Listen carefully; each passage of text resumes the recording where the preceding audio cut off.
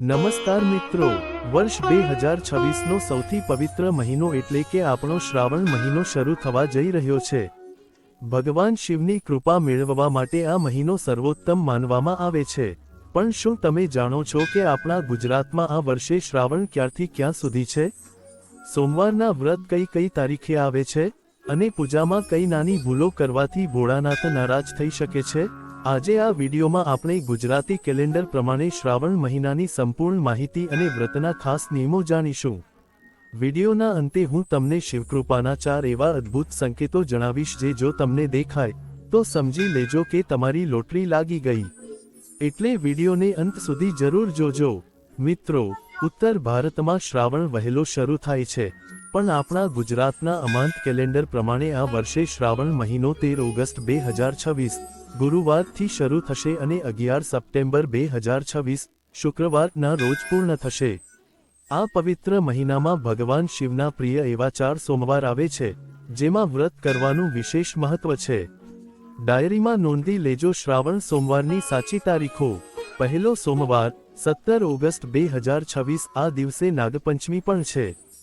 બીજો સોમવાર 24 ઓગસ્ટ 2026, ત્રીજો સોમવાર 31 ઓગસ્ટ 2026, ચોથો સોમવાર 7 સપ્ટેમ્બર 2026। જો તમે શ્રાવણના સોમવારનું વ્રત કરો છો તો ખોરાકની બાબતમાં ખૂબ સાવધાની રાખવી જરૂરી છે।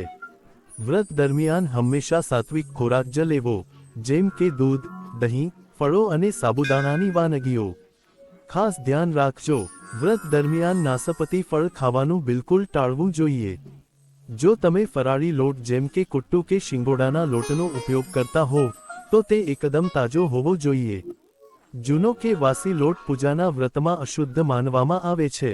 ભગવાન શિવને બિલીપત્ર ખૂબ જ પ્રિય છે, પણ તે તોડવાના અને ચઢાવવાના ખાસ નિયમો છે જે લોકો અજાણતા તોડી નાખે છે।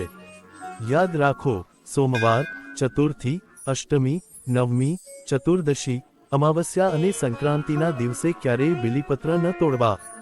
આ દિવસો માટે બિલીપત્ર અગાઉથી જ તોડીને રાખી લેવા જોઈએ। પૂજામાં હંમેશા 3 પાનવાળા અને ક્યાંયથી પણ ફાટેલા ન હોય તેવા અખંડિત બિલીપત્ર જ શિવજીને અર્પણ કરવા। હવે સૌથી મહત્વની વાત, ભૂલથી પણ શિવલિંગ પર તુલસી, હળદર અને કેતકીના ફૂલ ન ચઢાવવા। આ વસ્તુઓ ચઢાવવાથી પૂજાનું ફળ મળતું નથી। આ સાથે જ રસોઈ બનાવતા પહેલા કે પૂજા કરતા પહેલા સ્નાન કરીને શરીરને સ્વચ્છ કરવું અનિવાર્ય છે। શ્રાવણ મહિનો એ પરિવારમાં પ્રેમ વધારવાનો મહિનો છે। આ દિવસોમાં ઘરમાં ક્લેશ કે ઝઘડા ન કરવા અને સુમેળભર્યું વાતાવરણ રાખવું। ઘરમાં હંમેશા શિવ પાર્વતીની મૂર્તિઓ સાથે રાખવી, જેથી દાંપત્ય જીવન મધુર બને। આ પવિત્ર માસમાં પરણેલી સ્ત્રીઓએ લીલી બંગડી, બિંદી, સિંદૂર અને મંગળસૂત્ર જેવા સૌભાગ્યના પ્રતીકો અવશ્ય ધારણ કરવા જોઈએ। તેનાથી અખંડ સૌભાગ્યના આશીર્વાદ મળે છે। અને હવે વિડીયોનો સૌથી રસપ્રદ ભાગ, જો શ્રાવણ મહિનામાં તમને આ 4માંથી કોઈ પણ સંકેત મળે તો સમજી લેજો કે શિવજી તમારા પર અતિ પ્રસન્ન છે। 1. રસ્તામાં કે ઘરની બહાર નંદી મહારાજના આખલાના દર્શન થવા।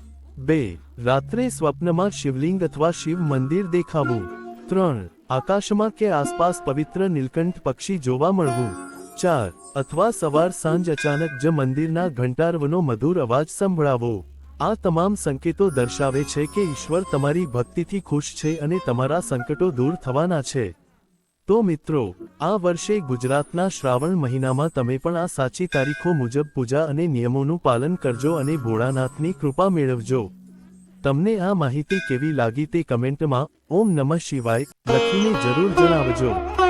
જો વિડીયો ગમ્યો હોય તો લાઈક કરો, તમારા મિત્રો અને પરિવાર સાથે શેર કરો અને આવી જ ધાર્મિક માહિતી માટે અમારી ચેનલને હમણાં જ સબસ્ક્રાઇબ કરો। હર હર મહાદેવ, જય ભોળાનાથ।